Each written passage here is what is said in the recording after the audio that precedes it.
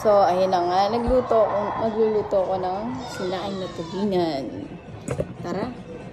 Naglagay ako ng kamyas. Hiniwa-hiwa ko. Itong tulingan, hinugasan ko na yung kanina. Alam mo, tanggal na yung buntot na. Diyan ko lang hiniwa. Hiwain. Kung magkabilaan. Diba?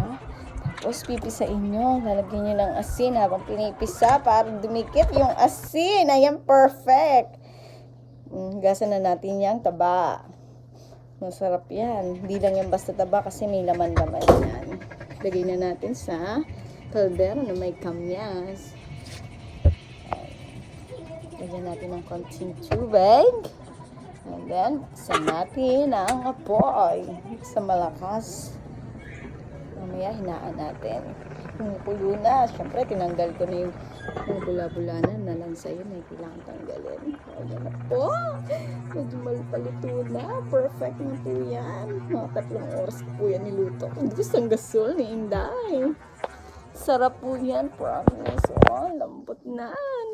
Malinam na. Sarap-sarap. Subukan.